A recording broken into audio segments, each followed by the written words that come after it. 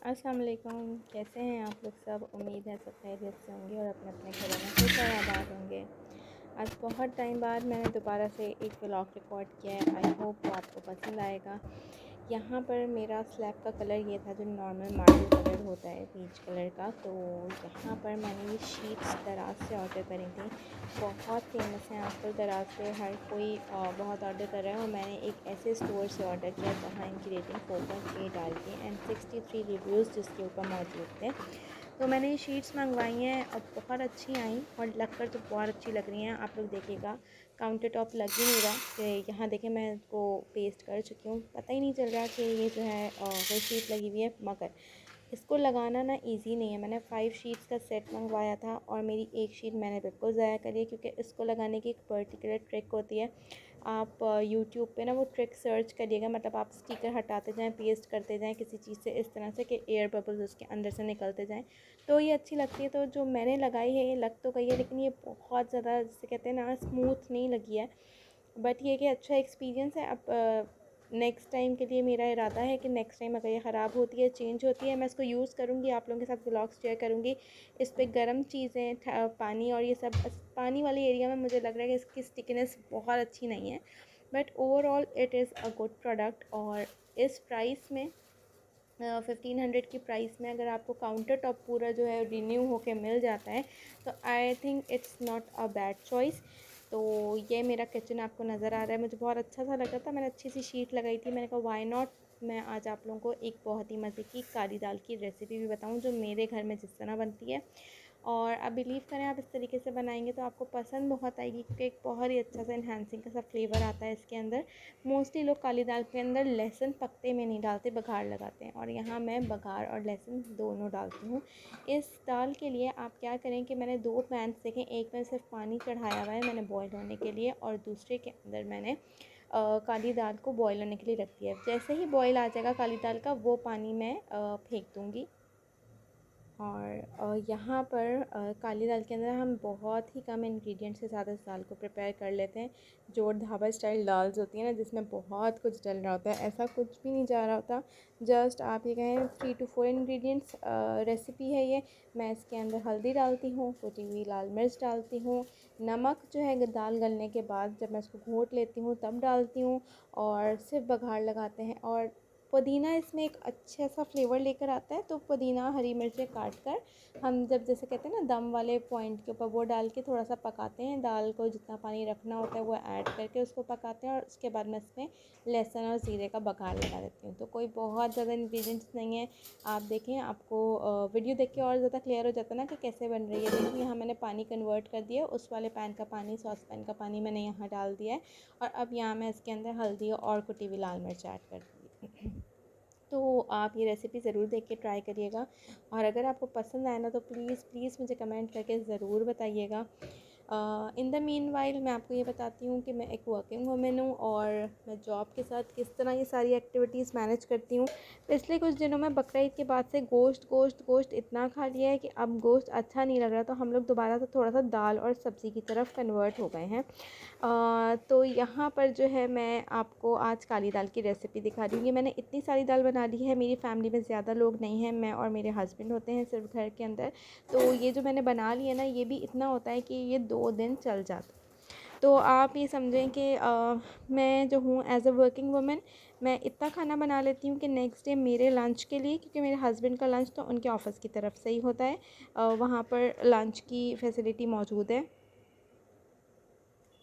तो बस मैं अपने लंच के लिए निकाल लेती हूँ जो भी बनाती हूँ, और रात में हम यूज़ कर लेते हैं। नेक्स्ट डे मैं इस दाल के साथ कोई और चीज़ भी साथ साथ बना लेती हूँ, कोई हल्की फुल्की चीज़ जो इजी जल्दी से ऑफिस तक। मेरे ऑफिस टाइमिंग्स थोड़े से बहुत ज़्यादा लंबे हैं, तो मैं घर ही 7 बजे तक आती हूँ। तो 7 बजे जो है मेरी हाउस हेल्प जब आ जाती हैं, तो उनके साथ मिलजुल के हम लोग जो है रात के खाने की प्रिपरेशंस कर लेते हैं।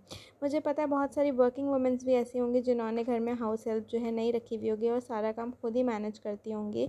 तो ये बहुत ही अच्छी बात है। एक टाइम था कि मैंने भी इसी तरह मैनेज किया, लेकिन अब जैसे कि ऑफ़िस आवर्स बहुत लॉन्ग आवर्स हो गए हैं, मेरे ऑफ़िस की रिस्पॉन्सिबिलिटीज़ थोड़ी सी बढ़ गई हैं, तो इस वजह से मैं अभी चीज़ें अकेले मैनेज नहीं कर पाती हूँ। तो इसलिए मैंने हेल्प जो है वो एक रख ली है।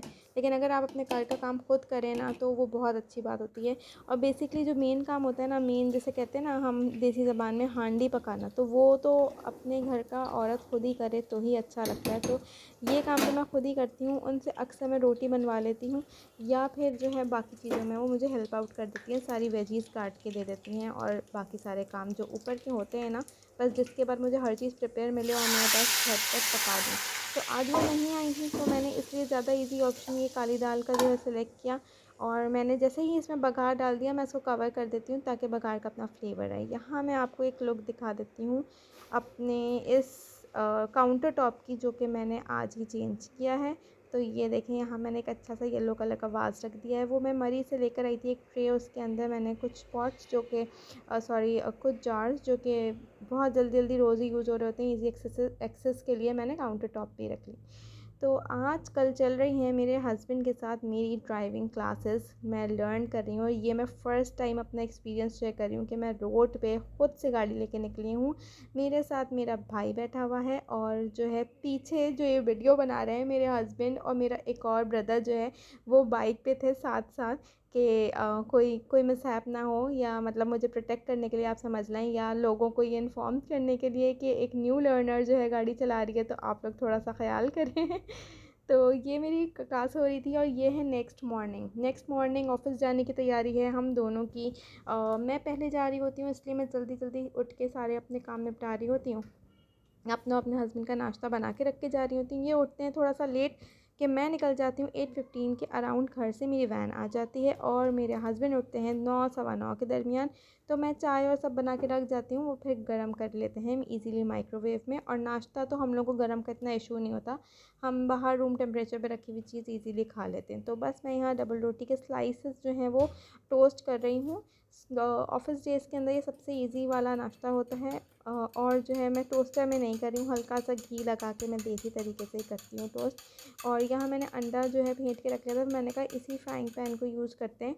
तो पहले जो है मैं ब्रेड स्लाइसेस टोस्ट कर लेती हूँ, और फिर मैं एग बनाती हूँ। तो मैं आप लोगों से बात कर रही थी कि मैं अपने ऑफ़िस के साथ अपने घर की एक्टिविटीज़ को कैसे मैनेज करती हूँ। तो अच्छा, मेरे हस्बैंड बहुत अच्छे हैं इस मामले में, तो मुझे बहुत ज़्यादा वो नहीं होता हेक्टिक। सैटरडे संडेज़ को हम लोग बहुत ज़्यादा मुश्किल वाले जो खाने होते हैं ना, हम लोग वो बना लेते हैं, जैसे कि गोश्त हो गया, कोई भी ऐसी चीज़ हो गई। और नॉर्मल डेज़ में मैं चिकन, दाल, चावल, ताहिरी, ऐसी वाली चीज़ें ना इजी सी जो बन जाती हैं जल्दी जल्दी, हम वो बनाते हैं, मैनेज करते हैं, घर का खाना भी हो जाता है। और बस अच्छे से लवाज़मात के साथ आप रायता, सलाद, इन चीज़ों के साथ जो है हम लोग वो खा के जो है खुश रहते हैं। तो यहाँ मेरा ब्रेकफास्ट प्रिपेयर हो रहा है, जब तक मैं आपके साथ कर लेती हूँ छोटी सी अपने दिल की बात। तो एज़ अ वर्किंग वुमेन पहले मैं बहुत ज़्यादा डीमोटिवेटेड हो गई थी कि मुझसे घर के काम मैनेज नहीं होते थे। ऑफ़िस के अंदर जो है इंसान के दिमाग में सिर्फ ये चल रहा होता था कि घर जाके ये काम है, ये काम है, ये काम है। और जब मैं घर आती थी तो मेरे एनर्जी लेवल्स इतने डाउन होते थे कि मुझसे काम मैनेज नहीं हो पा रहे थे। कुछ इश्यूज़ आपको पता है हर लेडीज़ के साथ हो जाते हैं कभी कभी।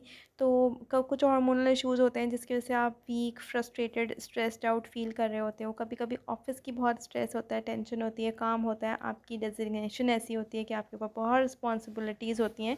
तो इन सब चीज़ों के साथ साथ आपको जब अपना अकेले एज़ अ सिंगल फैमिली, मतलब आप जॉइंट फैमिली में ना रहो और आपको अपना घर मैनेज करना पड़े, तो चीज़ें थोड़ी सी मुश्किल हो जाती हैं। तो एक फ़ेज़ मेरी लाइफ में भी ऐसा आया था कि मैंने अपनी चीज़ों को बहुत मुश्किल कर लिया था।